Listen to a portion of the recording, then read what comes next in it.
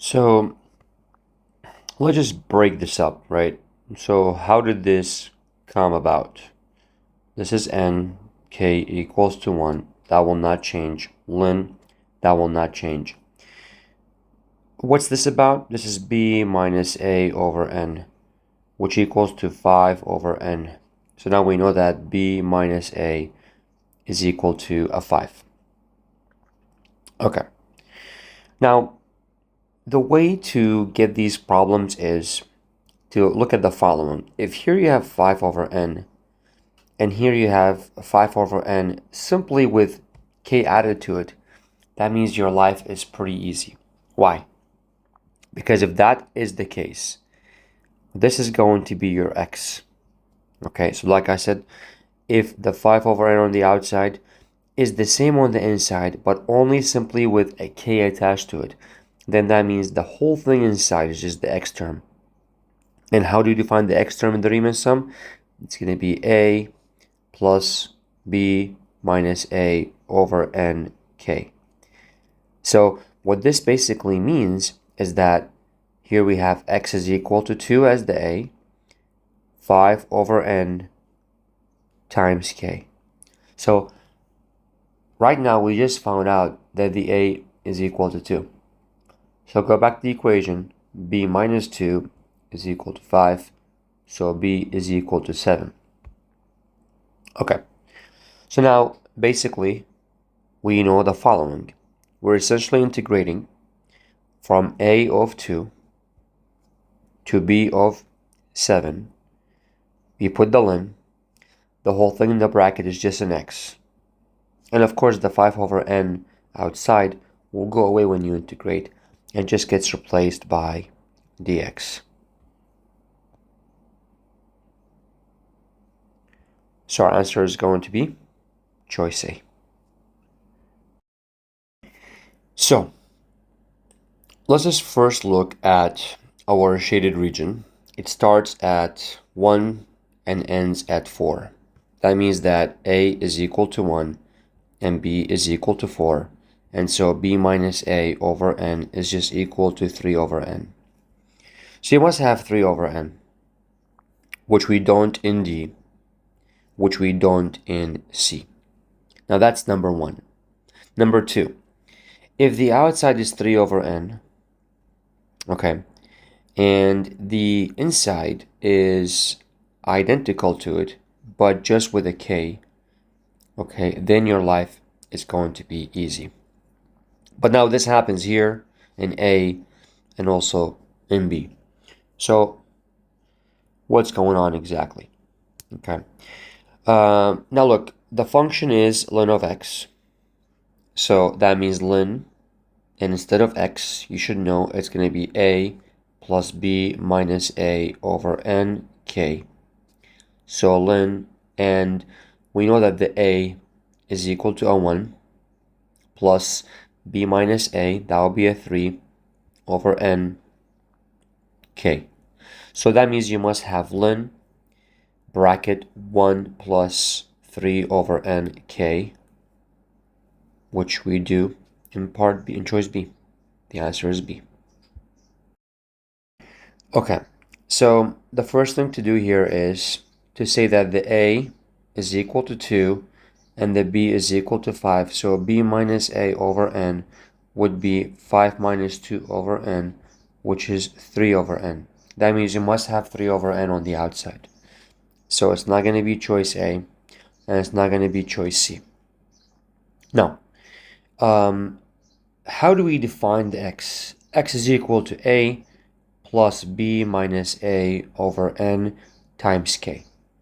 Okay, and we know that the a is equal to a 2, and the b minus a is just a 3. So that's going to be our x. And we see our x basically in choice D. That's our x squared, because if you recall back in here, the x was squared. Okay, so it's going to be choice D, the answer. So here the a is 2 and the b is 6. So we're going to say b minus a over n is equal to 6 minus 2 over n, which equals to 4 over n. That means you must see 4 over n somewhere, which we don't see in B, which we don't see in D.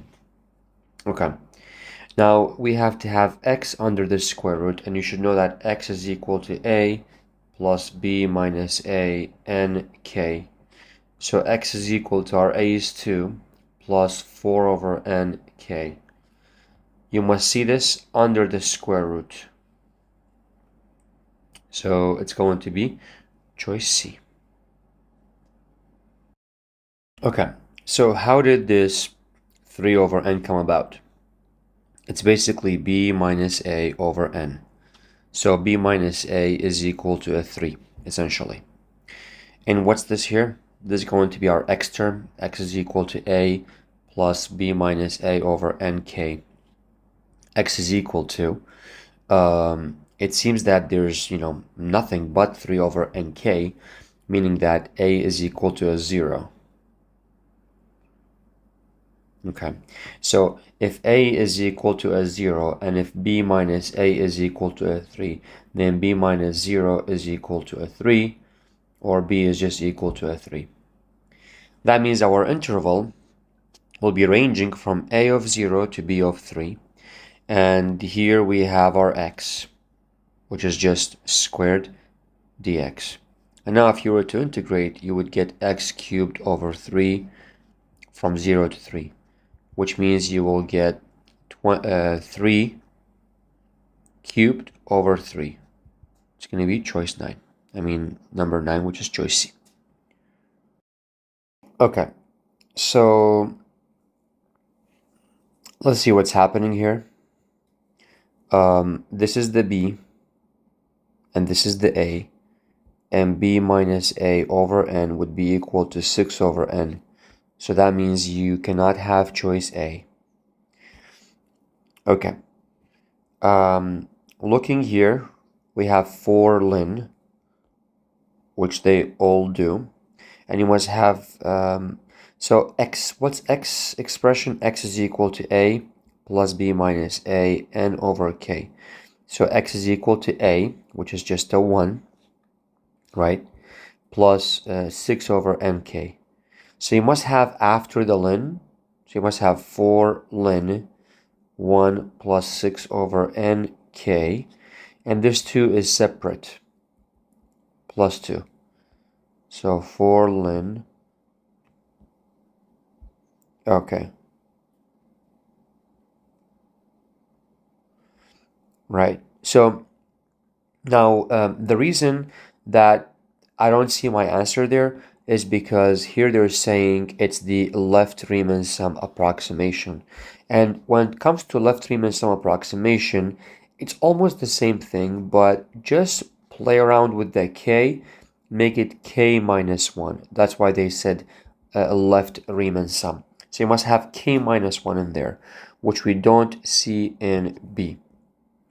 And so C looks like the perfect match, basically. Okay.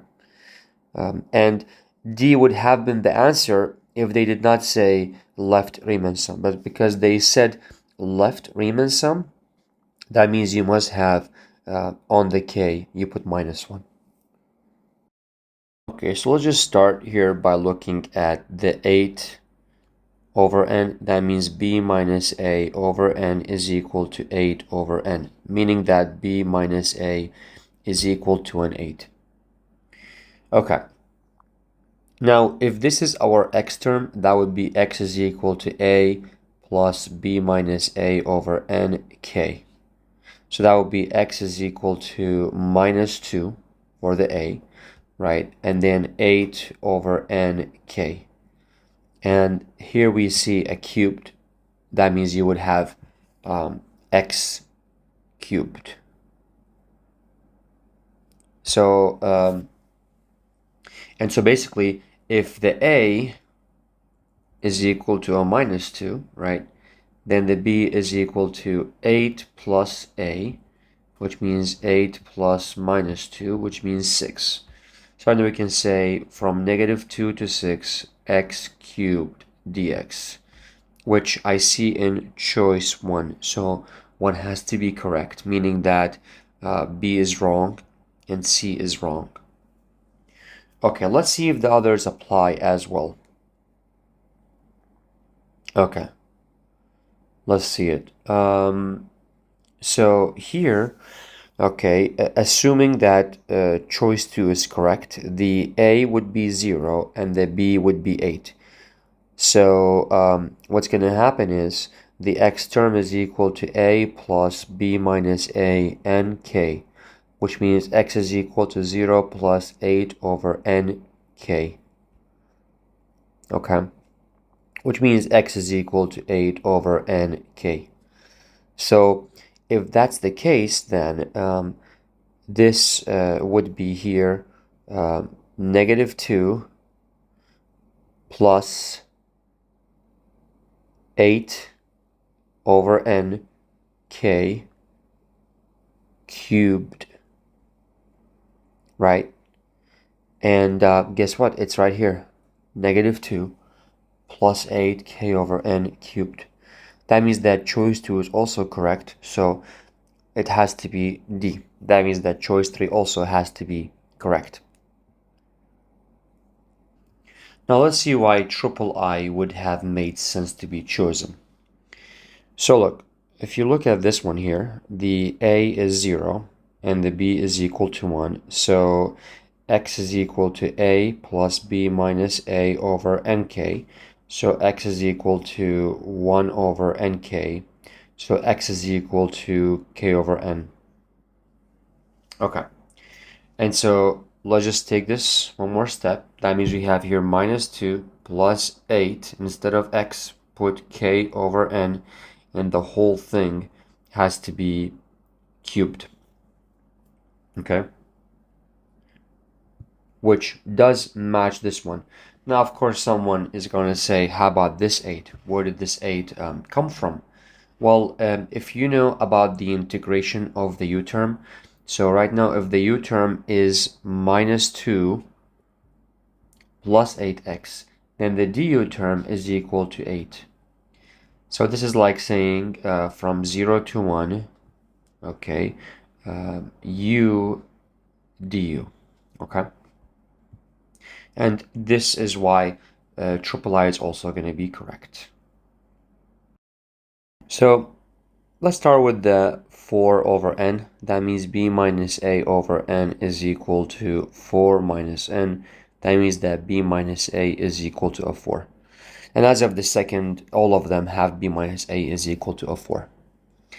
Okay, let's see what's happening here. So this would be x. X is equal to a plus b minus a over nk. X is equal to 1 plus 4 over nk. Okay. So yeah, so that's going to be my x term. Okay. Now the remaining part is why is there 12k over 1? So what is that exactly? Okay, let's see what that's about. So 12k over 1 just means 3 times b minus a over n. That's what it means. And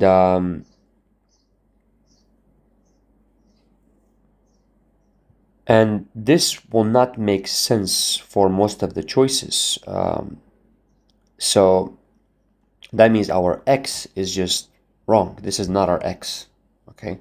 Instead, our x has to be 4 over nk, okay? Because that would mean this would be essentially, this is k here, that would be basically 3 times 4 over nk, which means that this would be a 3x. So x has to be this to have a 3x on the outside. So you must have a 3x on the outside. So it's not going to be choice A, and it's not going to be choice C, okay? And let's get back 1 second. So if x is equal to 4 over nk, then this would be 1 plus x. that means you will have cosine of 1 plus x. Okay, and when the x is equal to 4 over nk, then the 3x on the outside would be 12 over nk. Okay, and now this equation is going to make perfect sense. Okay, so let's just step back and look at it. So this would be our x, and this would be our 3x. So now we're going to have 3x cosine 1 plus x dx. Okay, which is choice D. So I see the same thing as the last question. So if this is my x term, that would be my 2x. That means I would have 2x on the outside. So I'm going to have 2x times the square root of 1 plus x, which is going to be choice D. Okay, now here they're asking for the left Riemann sum. We already learned that left Riemann sum means you have to have k minus 1. So it's not going to be choice B, and it's not going to be choice D. Okay. Now, so this is going to be my, okay, it's not going to be choice A, and the reason is because B is 8 and A is 2, so B minus A over N is equal to 6 over N. You must see 6 over N, which is going to be choice C. Okay, so here we can use this to say this is B minus A over N. That means I must have 5 over N. That means B minus A is equal to 5. Okay, so, and if this would be my x term, so I'm going to say x is equal to A plus B minus A over nk. So x is equal to negative 1 plus 5 over nk. So that means A is equal to a negative 1, so B minus negative 1 is equal to 5. So B plus 1 is equal to 5. So B is equal to 4. So that means I can have my integral from negative 1 to a 4. Okay, with sine of the x term dx, which means that choice 1 has to be correct. So it's not B and it's not C. Okay, let's see what else we can work here with. So for the next options, I will look at it this way, right? So here, the A is 0 and the B is 5. So I can say A is x is equal to A plus B minus A over N K. So it's like saying x is equal to 0 plus 5 over N K. So x is equal to 5 over N K. Okay, so in that case, what's happening here is that we're saying the integration from 0 to 5 sine of negative 1 plus x, which, by the way, matches this one, right? Negative 1 plus 5k over n, and 5k over n is just an x. So choice 2 is also going to work. So it's going to be choice D. But let's explain why triple I is also correct. So here, we would basically say that for this to work, that would be sine of negative 1 plus 5, and x would be just k over n. So how would x be just k over n? Because look, x is equal to a plus b minus a and k. So if my a is 0, 0 plus, and my b is 1, 1 minus 0 is just a 1, k. So x is equal to k over n. So yeah, it does work, basically. It does work. Okay, and someone smart is going to say, well, wait a minute, what's this 5 for? Well, look, this is called the u term. So the u term is equal to minus 1 plus 5x. That means the du term is equal to 5. That's why there is 5 in here. Because now you can integrate if you have a du. Okay, so here we have our b minus a over n, which is 1 over n. That means that b minus a is equal to 1. So it's not going to be choice B, and it's not going to be choice A. That's the first thing you have to know. Next up, here is going to be our x. So x is equal to a plus b minus a over nk. Now, we know that a could not be a number that is so large because the whole thing b minus a is equal to 1. So our answer is going to be either C or D, meaning that a is going to be a 0. So x is equal to a 0 plus 1 over nk. So essentially x is equal to k over n.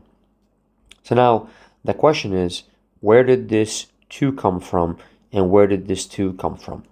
Okay, so essentially what's happening here is that this is just 1 over 2 plus, you take your x and you divide by 2, right? So right now if you take this x and divide by 2, you will get x is equal to k over 2n.